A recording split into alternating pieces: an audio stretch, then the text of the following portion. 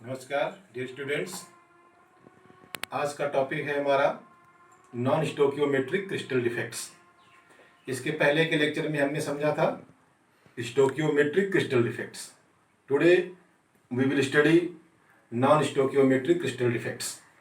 तो जैसा कि हम पहले ही आपको बता चुके हैं, नॉन स्टोकियोमेट्रिक डिफेक्ट्स वो डिफेक्ट्स होते हैं जो क्रिस्टल की स्टोकियोमेट्री को डिस्टर्ब कर देते हैं।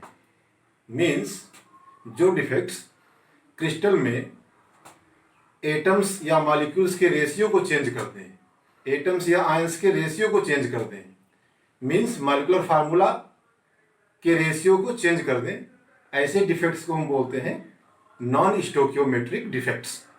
Those crystal defects which disturb stoichiometry of the compound they are called non stoichiometric defects.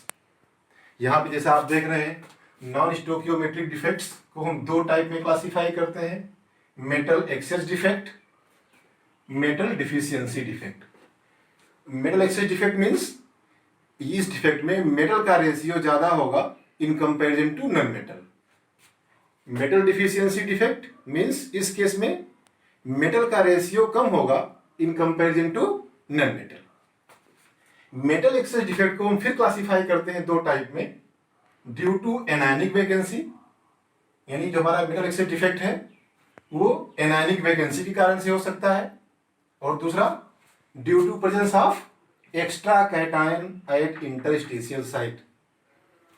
Extra cation होने के कारण से भी मेटल एक्सेस डिफेक्ट हो सकता है। मींस मेटल एक्सेस डिफेक्ट को हम दो टाइप में यहाँ पे स्टडी करेंगे, due to anionic vacancy and due to presence of extra cation at interstitial site.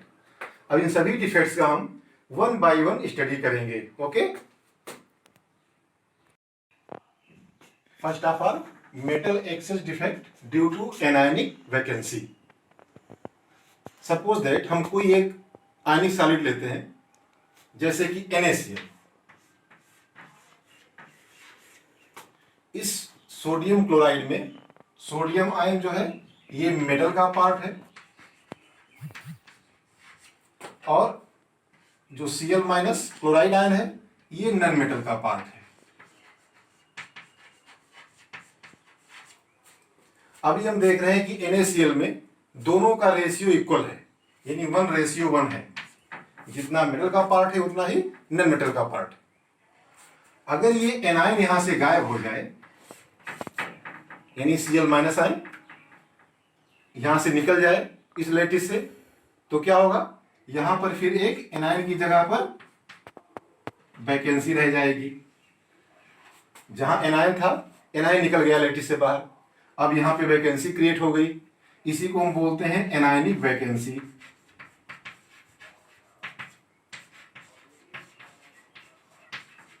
Anionic vacancy हो गई, और हम देख रहे हैं कि एनायनिक वैकेंसी होने के कारण से एनायन कम हो गया।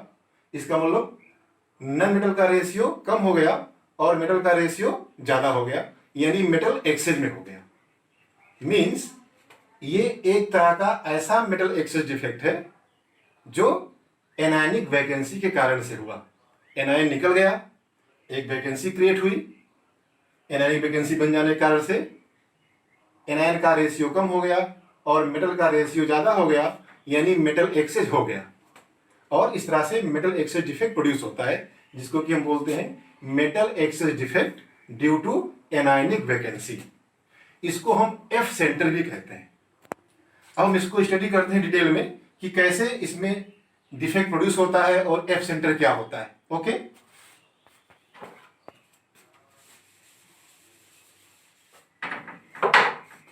हम यहां पर NaCl का एक लैटिस बनाते हैं।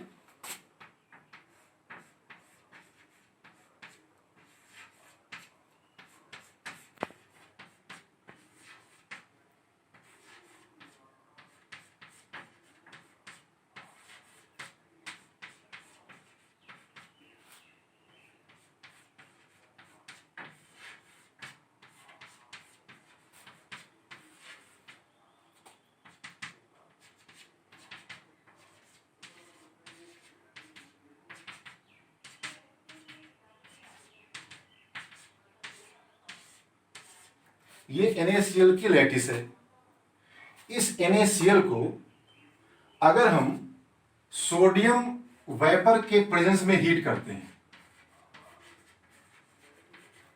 सोडियम वेपर हमने लिया और उसके प्रेजेंस में हमने इस लैटिस को हीट किया,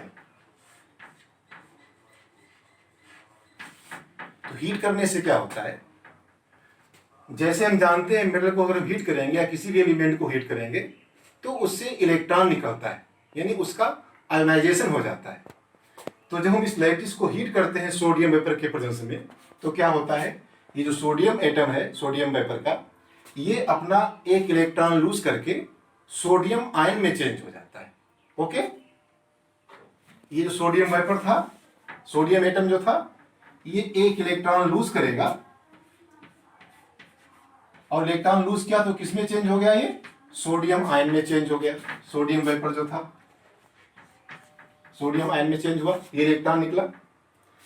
ये सोडियम आयन फिर क्या करता है, एक क्लोराइड आयन को, एनायन को मीन्स एक एनायन को इस लैटिस से खींच लेता है अपने साथ। जो बना यहां पे सोडियम आयन हीट करने पर, वो क्या करता है, इस लैटिस से एक एनायन को खींच लेता है। वो एनायन चाहे इसको लें, चाहे इसको लें, चाहे इसको लें, कोई भी हो सकता है, जो इसके पास में है उस एनायन को क्या करता है, ये खींच लेता है और उसके साथ जुड़ जाएगा। जुड़ जाएगा तो Na+ के साथ Cl- जुड़ेगा, मीन्स फिर NaCl बनेगा एक, ये Na+ और ये Cl- जुड़ गया, NaCl बन गया। अब यहां से जो Cl- निकल गया, इस तरह से यहां पर क्या हुआ, एक वैकेंसी क्रिएट हो गई। ये वैकेंसी क्रिएट हो गई, इस वैकेंसी को हम बोलेंगे एनायनिक वैकेंसी।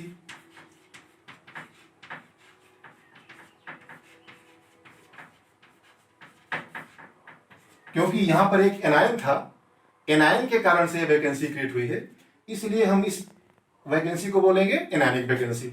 अब क्या होता है, ये जो इलेक्ट्रॉन लूज किया था सोडियम वेपर में, जो बचा हुआ एक्स्ट्रा इलेक्ट्रॉन, वो आकर के इस वैकेंसी में बैठ जाता है।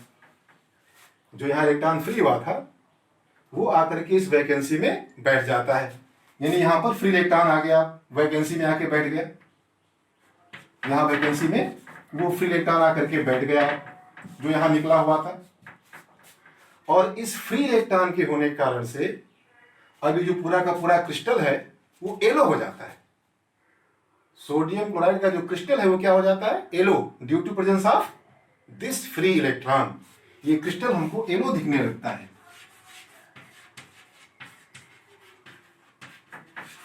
तो येलो कलर जो आया वो इसी इलेक्ट्रॉन के कारण से आया, फ्री इलेक्ट्रॉन के कारण से। यानी ये इलेक्ट्रॉन एक तरह का कलर सेंटर की तरह बिहेव कर रहा है, इसलिए इसको हम कलर सेंटर कहते हैं। और कलर सेंटर को जर्मन वर्ड में बोलते हैं फार्बेनजेंटर सेंटर या एफ सेंटर। एफ फॉर फार्बेनजेंटर मीन्स कलर प्रोड्यूसिंग सेंटर। ये जो इलेक्ट्रॉन बैठ गया जिसके कारण से पूरी की पूरी लैटिस येलो हो गई, वो इस इलेक्ट्रॉन के कारण से है, यानी कलर यही प्रोड्यूस कर रहा है, इसलिए इसको हम बोलते हैं कलर सेंटर, या फिर क्या बोलते हैं इसको, एफ सेंटर। एफ मीन्स फार्बिनजेंटर, मीन्स कलर प्रोड्यूस करने वाला। और यहाँ पे हम देख रहे हैं जो क्रिस्टल बना यहाँ पर हीट करने के बाद उसमें एक एनायनिक वैकेंसी हो गई। एनायनिक वैकेंसी होने के कारण से हमारे मेटल का रेशियो यहाँ पर ज्यादा हो गया, यानी मेटल यहाँ पर एक्सेस में आ गया ड्यू टू एनायनिक वैकेंसी। तो ये एक तरह का मेटल एक्सेस डिफेक्ट हुआ ड्यू टू एनायनिक वैकेंसी। इसको हम कैसे समझ सकते हैं, जब हमने सोडियम क्लोराइड के क्रिस्टल को हीट किया सोडियम वेपर के प्रेजेंस में, तो सोडियम क्लोराइड से एक एनायन यानी क्लोराइड आयन निकल गया और सोडियम वेपर के सोडियम आयन से कंबाइन कर गया, बना लिया NaCl। जहां से निकला एनायन हमारा, वहां पे आकर के जो इलेक्ट्रॉन यहां निकला था सोडियम वेपर के द्वारा वो आकर के बैठ गया, जो कि कलर प्रोड्यूस कर रहा है। इसीलिए हीट करने पर ये क्रिस्टल हमको येलो दिखने लगता है। और ये किसका एग्जाम्पल है, मेटल एक्सेस डिफेक्ट का एग्जाम्पल है। और कलर जो कि यहाँ प्रोड्यूस हो रहा है, इसलिए इसको हम एफ सेंटर भी कह सकते हैं। ओके, तो हम बता सकते हैं कि एफ सेंटर क्या है? F centre is colour producing centre which is due to presence of free electrons at anionic vacancy. Okay, I think आप समझ गए होंगे। दूसरा जो हमारा मेटल एक्सिस डिफेक्ट है that is due to presence of extra cation at interstitial site. Okay, अब यहां पर जो स्टडी करने जा रहे हैं मेटल एक्सिस डिफेक्ट वो किस कारण से है? That is due to presence of extra metal cation at interstitial site. और इस डिफेक्ट को समझने के लिए जो बेस्ट एग्जांपल है that is zinc oxide crystal. Zinc oxide crystal zinc ion और ऑक्साइड आयन से मिलकर बना होता है। जिंक ऑक्साइड क्रिस्टल किससे मिलकर बना हुआ है? जिंक आयन और ऑक्साइड आयन। और ये नॉर्मल टेम्परेचर पे व्हाइट होता है, व्हाइट कलर का होता है। लेकिन अगर आप जिंक ऑक्साइड क्रिस्टल जो कि व्हाइट है नॉर्मल टेम्परेचर पे, इसको हीट करोगे इट बिकम्स येलो, ये पीला हो जाता है गर्म करने पर। क्यों येलो हो जाता है? क्योंकि इसमें यही डिफेक्ट जनरेट हो जाता है। हीट करने पर यही डिफेक्ट क्या होता है? जनरेट हो जाता है। और उसी डिफेक्ट के कारण से क्या होता है? It becomes yellow on heating. अब कैसे ये डिफेक्ट जनरेट होता है उसको हम समझते हैं। जब हम जिंक ऑक्साइड के क्रिस्टल को हीट करते हैं तो क्या होता है कि जिंक ऑक्साइड का जो ऑक्साइड आयन है ये ऑक्सीजन गैस में चेंज हो जाता है और ऑक्सीजन गैस उड़ जाती है बाहर। जिंक अपने आयन में अलग हो जाता है और जब ये ऑक्साइड ऑक्सीजन में चेंज हुआ इस प्रोसेस में इसने 2 इलेक्ट्रॉन भी लूज किया। जब हमने जिंक ऑक्साइड के क्रिस्टल को हीट किया तो क्या हुआ? जिंक आयन अलग हो गया और जो उसका ऑक्साइड आयन था वो ऑक्सीजन गैस बनकर के क्रिस्टल से उड़ गया। क्लियर?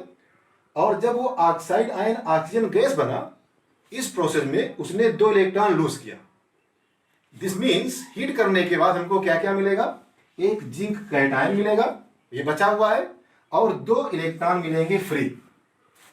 ऑक्सीजन तो गैस बनकर के उड़ गया, हीट करने के बाद क्या मिला हमको? जिंक कैटायन और 2 फ्री इलेक्ट्रॉन। ये जिंक कैटायन जो हम देख रहे हैं, ये जिंक कैटायन इस जिंक ऑक्साइड के क्रिस्टल लैटिस में जाकर के किसी इंटरस्टिशियल साइट पे बैठ जाता है। देखिए ऐसे ये जो बचा एक्स्ट्रा में कैटायन ये कहां जाके बैठ गया? इंटरस्टिशियल साइट पे जाकर के उस लैटिस जिंक ऑक्साइड के लैटिस में इंटरस्टिशियल साइट पे जाकर के बैठ गया। और पास के ही इंटरस्टिशियल साइट में ये फ्री इलेक्ट्रॉन्स भी आकर के बैठ जाते हैं। जहां जहां इनको जगह मिलती है इंटरस्टिशियल साइट में ये दोनों इलेक्ट्रॉन्स भी आकर के बैठ जाते हैं। तो हम देख रहे हैं कि अब जिंक ऑक्साइड के क्रिस्टल में एक एक्स्ट्रा जिंक कैटायन आ गया। कहां पे आ गया? At interstitial site. यही यहां पे हमने बताया हुआ है, presence of extra cation at interstitial site. और हम देख रहे हैं यहां पे 2 फ्री इलेक्ट्रॉन आ गए। इन्हीं फ्री इलेक्ट्रॉन के आ जाने के कारण से जिंक ऑक्साइड का कलर कैसा हो जाता है? हीट करने पर येलो हो जाता है। क्लियर? तो हम समझ गए कि अगर हम जिंक ऑक्साइड के क्रिस्टल को हीट करते हैं तो येलो क्यों हो जाता है? क्योंकि यहां भी हीट करने पर 2 फ्री इलेक्ट्रॉन्स आ जाते हैं इंटरस्टिशियल साइट पर। This is the reason zinc oxide crystal on heating becomes yellow. और चूंकि एक एक्स्ट्रा में कैटायन आ गया यहां पर, तो हम समझ सकते हैं कि अब ये जो लैटिस है इसमें जिंक का रेशियो ज्यादा हो गया इन कंपैरिजन टू ऑक्सीजन।